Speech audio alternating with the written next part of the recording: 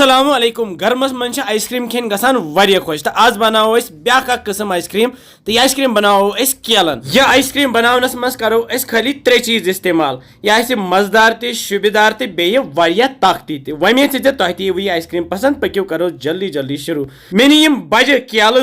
तो तुलो गोनेथ देल तो देल तुलित करो श्राप नुक नुक तो त्रो ये मिक्सी जारस मज त्रो यह दोनवे केल इस देल यह थो दरित कह करो इस्तेमाल कत करो इस्तेमाल सह हाव तुम पत मे लक्चि कवल मज निमुत चॉकलेट यह सफेद यानी वाइट चॉकलेट अत मे श्राप कोर्मुत नुक नुक यह अल पल 60 to 100 ग्राम यह वाइट चॉकलेट तो यह चॉकलेट तुलो यह त्रो ये मिक्सी जारस मज यमन केलन तो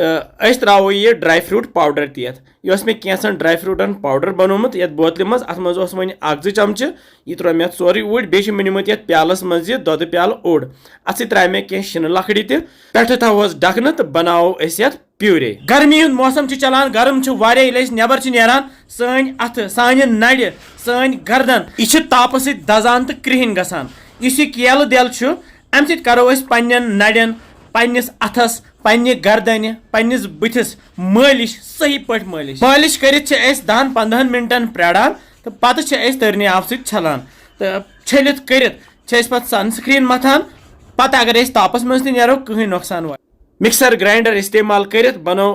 प्यूरे वन तैयार तो ये बन वन आइसक्रीम बनिम आइसक्रीम मोल्ड तुम कुछ बान गर तुम हेकू तथ मज आइसक्रीम बनत मे गर यह केकुक मोल्ड अथ मज फिर मे यह आइसक्रीम पे थव बह यह सिल्वर फॉइल यह थव बह सारसी बंद कर अम सम तम आब फेड़ गसान ये कह तो बह थव यह फ्रीजरस मज 3-4 घंटे प्राड़ बह युत काल यह पूर सेट ग 3-4 घंटे गस्ती तुल बह यह सिल्वर फॉइल पे थोद ये सन आइसक्रीम वन तैयार प्राड़ो 5 मिनट युत यह थोड़ा सा यल हिश ग 5 मिनट गस्ती तुल मे यह अथस मज आइसक्रीम स्कूप अम मज तुल बह अख चमच तो त्रा बह ये कवल मज वो ये किस खूबसूरत तो मजेदार आइसक्रीम बने ये मज त्रोन खंड बिल्कुल कहें तिक केल पन्ने मुद्र यह बन पाने मुदुर खंड बगैर अगर तुह तौ आइसक्रीम पसंद यह आइसक्रीम बनजो तुम जरूरी पे सजावन बे यमो ड्राई फ्रूटो गर